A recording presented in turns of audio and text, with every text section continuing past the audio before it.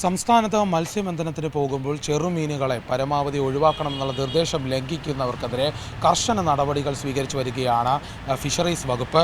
കഴിഞ്ഞ ദിവസം തന്നെ 2 ബോട്ടുകളെ ഇതുമായി ബന്ധപ്പെട്ട് പിടികൂടിയിരുന്നു. ചെറു മത്സ്യങ്ങളെ പിടികൂടുന്ന ബോട്ടുകൾക്ക് പരമാവധി 2.5 ലക്ഷം രൂപ വരെ പിഴ ഈടാക്കിയതായുള്ള വിവരമാണ് ലഭിക്കുന്നത്. ഏതായാലും 5000 രൂപ മുതൽ 2.5 ലക്ഷം രൂപ വരെ സാഹചര്യത്തിനനുസരിച്ച് പിഴ ഈടാക്കുന്ന സാഹചര്യമുണ്ട്. ഏതായാലും ഇതിൽ മത്തിയടക്കമുള്ള മത്സ്യങ്ങൾക്ക് 10 സെൻറ്റിമീറ്റർ വലിപ്പം കുറഞ്ഞത് വേണം എന്നുള്ളൊരു കണക്കാണ്.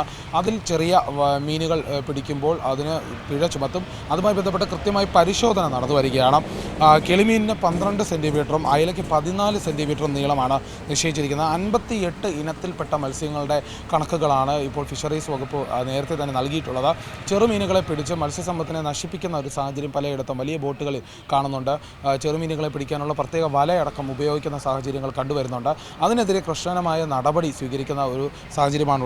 മത്സ്യസമ്പത്തിനെ നിലനിർത്തുക, അതിൽ അമിതമായ മത്സ്യബന്ധനത്തിനെ നിയന്ത്രിക്കുക എന്നടക്കമുള്ള ഉദ്ദേശം മുന്നിൽ കണ്ടാണ് ഇപ്പോൾ ഫിഷറീസ് വകുപ്പ് ഇത്തരത്തിലുള്ള നടപടികൾ എടുത്തു വരുന്നത്.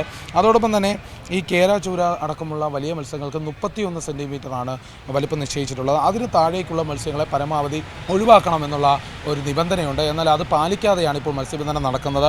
വലിയ മത്സ്യങ്ങളുടെ ചെറു കുഞ്ഞുങ്ങളെ പിടികൂടി അത് വളരെ വേഗത്തിൽ തന്നെ മത്സ്യത്തിൻ്റെ ഒരു വളർച്ചയെ നശിപ്പിക്കുന്ന ഒരു സാഹചര്യം കണ്ടുവരുന്നുണ്ട്.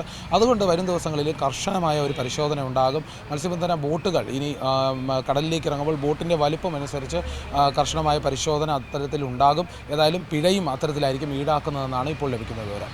ഏറ്റവും പുതിയ വാർത്തകളും വിശേഷങ്ങളും വിരൽത്തുമ്പിലറിയാൻ സീ മലയാളം ന്യൂസ് എല്ലാ ഡിജിറ്റൽ പ്ലാറ്റ്ഫോമുകളിലും ലഭ്യം.